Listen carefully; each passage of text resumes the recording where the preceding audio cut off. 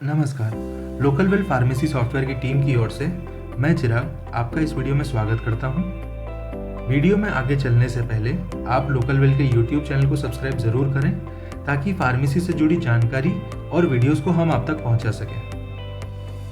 आज के इस वीडियो में हम जानेंगे कि यदि आप एक फार्मेसी ओनर हैं और आप अपने बिजनेस के विस्तार के बारे में सोच रहे हैं, जिसके लिए आपको बैंक से बिजनेस कैपिटल लोन लेने की आवश्यकता है, तो आपको किन बातों का ध्यान रखना है।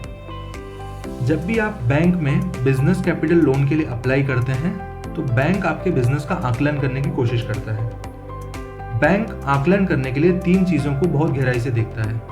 पहली चीज़ कि वो देखेगा कि आपकी मंथली लेवल पे परचेजेस कितनी है, जिससे उसे ये पता चलेगा कि आपको टोटल कितने वर्किंग कैपिटल की ज़रूरत पड़ेगी।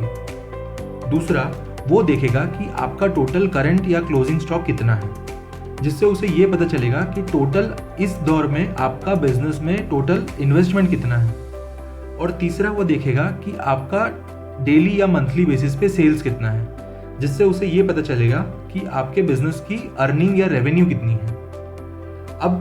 अब हम सॉफ्टवेयर में देखते हैं कि आप ये तीनों चीज़ें कहाँ से देख सकते हैं और बैंक के मांगे जाने पे आप ये स्टेटमेंट उनको कहाँ से प्रोवाइड कर सकते हैं।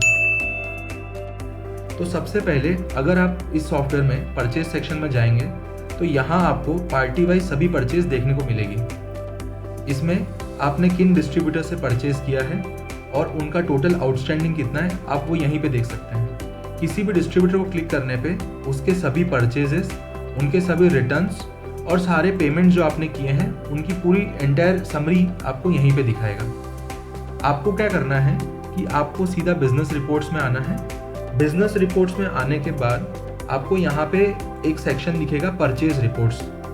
परचेज रिपोर्ट्स के अंदर आपको यहाँ पे पहली रिपोर्ट दिखती है जिसका नाम है ओवरऑल परचेज रजिस्टर, राइट। यदि आप इसे क्लिक करते हैं तो आप यहाँ पे देखेंगे कि आपकी रिपोर्ट यहाँ पे ओपन हो गई है।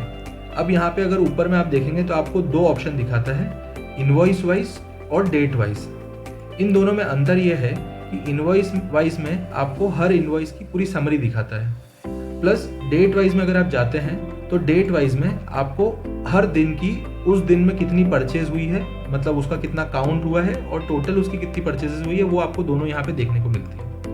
आप क्या कर सकते हैं कि यहाँ से आप आपकी डेट रेंज चूज कर सकते हैं। जैसे मान लीजिए कि मुझे अगस्त महीने का डेटा देखना है। अब मैंने जैसे ही अगस्त महीना यहाँ पे चूज किया तो आप देखेंगे कि अगस्त महीने की सारी तारीख यहाँ पे ओपन हो गई है, राइट। अब उसमें अगर आप नीचे देखेंगे तो आपको यहाँ पे दिखा रहा है कि टोटल आपकी जो परचेज हुई है वो हुई है 4,12,600 रुपये की, और जो आपने टोटल परचेज रिटर्न किया है वो क्या है 6,248 रुपये। तो लगभग आपने 4,06,352 रुपये का नेट परचेज किया है। इससे उन्हें पता चल जाएगा कि आपका ऑन एन एवरेज महीने में लगभग इतने वर्किंग कैपिटल लोन की रिक्वायरमेंट होती है। अब अगर हम देखें स्टॉक में, राइट, तो अब वो देखना चाहेंगे दूसरी चीज़ कि आपका टोटल क्लोजिंग स्टॉक कितना है। तो यदि आप स्टॉक सेक्शन में आते हैं तो यहाँ पे आपको दिखा रहा है कि टोटल आपके पास कितने प्रोडक्ट्स हैं। तो यहाँ दिखा रहा है कि आपके पास लगभग 1601 प्रोडक्ट है स्टॉक में, और इस जगह पे आपको यहाँ पे पूरी प्रोडक्ट की लिस्ट दिखाता है। किसी भी प्रोडक्ट को क्लिक किए जाने पे उसके राइट साइड में उसके सभी बैचेज ओपन हो जाते हैं। जैसे यहाँ पे आपको ये दिखा रहा है कि आपके पास कौन सा बैच है, प्लस आपका नेट रेट क्या है, मतलब आपका लैंडिंग रेट कितना है, और साथ में आपके पास इसकी कितनी क्वांटिटी है। इस स्टॉक को स्टेटमेंट के रूप में मांगे जाने पे आपको वापस से बिजनेस रिपोर्ट्स पे आना है। बिजनेस रिपोर्ट्स में यहाँ आपको स्टॉक रिपोर्ट्स के अंदर आना है, और स्टॉक रिपोर्ट में यदि आप आएंगे तो आपको यहाँ पे एक रिपोर्ट दिखती है opening and closing stock report. यदि आप इसको क्लिक करते हैं तो यहाँ पे आपके पास जो अभी क्लोजिंग स्टॉक है उस क्लोजिंग स्टॉक की वैल्यू आपको दिख जाती है। अभी देखिए, ये जैसे आपके सामने स्टेटमेंट खुल गया, तो अब यहाँ पे आप देखेंगे कि यहाँ पे लेफ्ट साइड में तो आपको सारे प्रोडक्ट्स के नाम दिखा रहा है।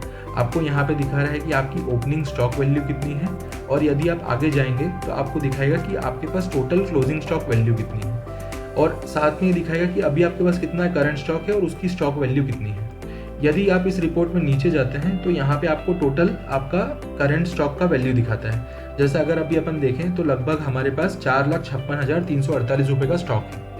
तो ये जो स्टेटमेंट है, अगर आप यहाँ पे क्लिक करते हैं, आप इस स्टेटमेंट को या तो एक्सेल के फॉर्म में या फिर पीडीएफ के फॉर्म में या फिर आप CSV के फॉर्म में इसको डाउनलोड कर सकते हैं। जनरली बैंक्स को आपको इस स्टेटमेंट को प्रिंट करके देना होगा, तो आप अगर PDF स्टेटमेंट को क्लिक करेंगे तो ये सॉफ्टवेयर आपका एक PDF स्टेटमेंट जनरेट कर देगा। अब ये देखिए आपका स्टेटमेंट यहाँ पे जनरेट हो चुका है।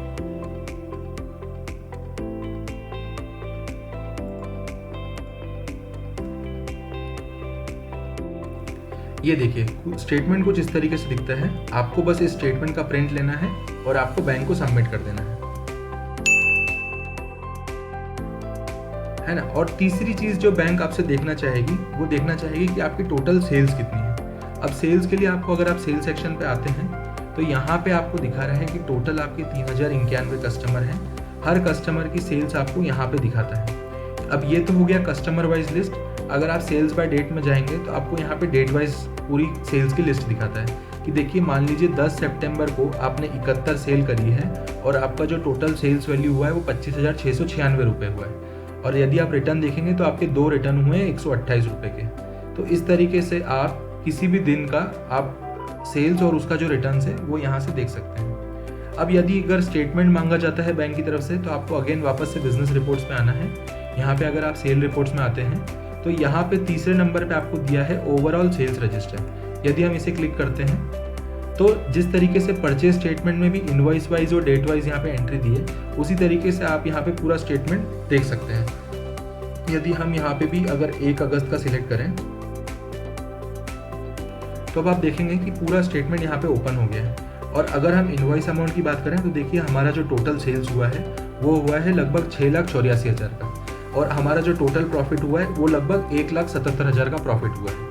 तो इसे देख के बैंक को समझ आ जाता है कि आपकी टोटल रिकवरी जो होगी वो किस तरीके से होगी और आप जो आपका लोन ले रहे हैं उसको आप सर्विस कर भी पाएंगे या नहीं कर पाएंगे। तो आपको बैंक क्या करेगा कि हर महीने में एक तो आपका ये जो स्टेटमेंट है सेल्स का स्टेटमेंट, ये भी आप यहाँ से अगर क्लिक करेंगे और आप इसको PDF के फॉर्म में डाउनलोड कर सकते हैं। आप जैसे यहाँ पे PDF इस बटन को दबाएंगे तो आपका एक जो PDF स्टेटमेंट है वो जनरेट हो जाएगा। ये देखिए कुछ इस तरीके से PDF स्टेटमेंट जनरेट होता है। आपको बस इस स्टेटमेंट का प्रिंट लेना है और बैंक को हर महीने सबमिट कर देना है। तो इस तरीके से आपने देखा कि बैंक में लोन के लिए अप्लाई करने के लिए आपको 3 चीज़ों की ज़रूरत पड़ेगी। आपको एक तो ओवरऑल परचेज रजिस्टर का स्टेटमेंट देना होगा, आपको दूसरा स्टॉक रिपोर्ट्स के अंदर opening and closing stock report का स्टेटमेंट देना होगा, और आपको सेल रिपोर्ट्स के अंदर आके ओवरऑल सेल्स रजिस्टर का स्टेटमेंट देना होगा। ये तीनों स्टेटमेंट को दिए जाने के लिए आप और इनको जनरेट करने के लिए आप लोकल वेल में सिर्फ अपना स्टॉक, अपना परचेज और अपना सेल्स नियमित रूप पे अपडेट करते रहें और ये स्टेटमेंट ऑटोमेटिकली जनरेट हो जाएंगे। ये सभी स्टेटमेंट जो हैं ये बैंक अप्रूव्ड हैं, बैंक के फॉर्मेट के हिसाब से हमने इनको जनरेट किया है। तो आपको किसी भी बैंक में, ज़्यादातर जो बैंक्स हैं इंडिया के जो नेशनलाइज्ड बैंक्स हैं वहाँ पे ये रिपोर्ट एक्सेप्टेबल है।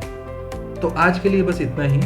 आगे की वीडियो में हम और भी फार्मेसी से जुड़ी जानकारी देखेंगे। आप इस चैनल को ज़रूर सब्सक्राइब करें और अगर आपको ज़रूर वीडियो पसंद आया है तो आप इसे लाइक एंड शेयर ज़रूर करें। और यदि कुछ आपके क्वेश्चन हैं तो आप इस वीडियो में कमेंट के फॉर्म में हमसे क्वेश्चन साझा भी कर सकते हैं। धन्यवाद।